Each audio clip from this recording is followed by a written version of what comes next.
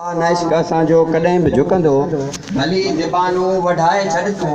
भली ज़बानूं वढाए छॾ तूं तॾहिं बि असांजूं निगाहूं चवंदियूं त झुकण असांजो उसूल नाहे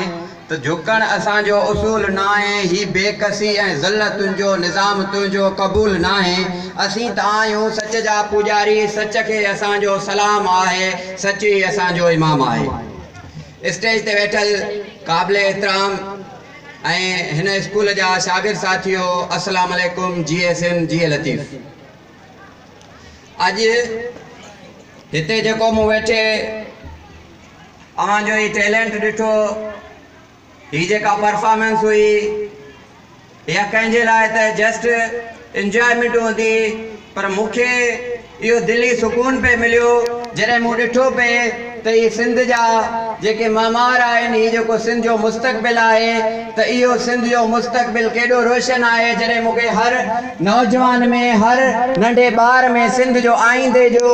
जेको अक्सो उहो नज़र पे आयो जॾहिं उहो नंढड़ो ॿार में मूंखे सिंध नज़र पे आई त मूंखे यकीन पियो थियो त सिंध कॾहिं बि मिटजणी न आहे सिंध जो दरिया कॾहिं बि मिटजणो न आहे सिंध जा जेके वसीला आहिनि उहे कॾहिं बि हिननि जेके ज़ालिमनि जाबिरनि जे कब्ज़े हेठि रहिया आहिनि उहे वधीक हिननि जे कब्ज़े में नथा रही सघनि। ही जेके मुस्तक़बिल आहे इहो हिकु ॾींहुं ज़रूरु हिन सिंध वतन खे आज़ादी ॾियारींदो ऐं सिंध वतन जेको आहे ख़ुशहाल थींदो ऐं सिंध वतन जा वसीला असांखे हिकु दफ़ो वरी वापसि मिलंदा। असांजी जेका सकावत आहे ऐं उन्हनि खे ॿुधाईंदो हलां त जॾहिं ही क़ौम सुतल हूंदी आहे त हिन क़ौम खे सुतल न सम्झो पर जॾहिं हिन क़ौम जे ख़िलाफ़ हिन धरतीअ जे ख़िलाफ़ हिन कल्चर जे ख़िलाफ़ आङुर उथंदी आहे त पोइ हीअ सिंध हीअं कतारनि में उथी खड़ी थींदी आहे जेको तव्हां 2009 में ॾिठो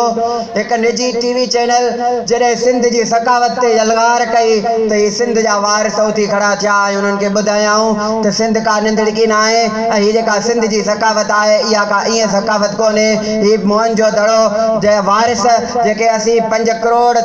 पुराणी तहज़ीब जा वारिस आहियूं उहे असां अञा ज़िंदा आहियूं ऐं जेसि ताईं हिकु बि सिंधी ज़िंदा रहंदो हिन सकावत हिन धरतीअ जे ख़िलाफ़ हिकिड़ी आंच बि अचणु न ॾींदासीं।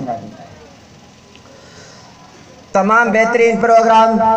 दोस्तनि ऑर्गेनाइज़ कयो स्पेशली हिन स्कूल इकरा मॉडल स्कूल जे दोस्तनि खे जस ऐं जिन दोस्तनि अवामी आवाज़ मीडिया ग्रुप जे दोस्तनि खे बि जस ॾियां थो ऐं ॿिया जेके बि दोस्त हिन में स्पॉन्सर हुआ ऐं जन महिनतूं कयूं उन्हनि सभिनि खे जस ॾियां थो। आख़िर में ही चंद सिटूं चई पंहिंजी जॻह वठंदुसि। जिए सिंध जी जल जो आहे कसम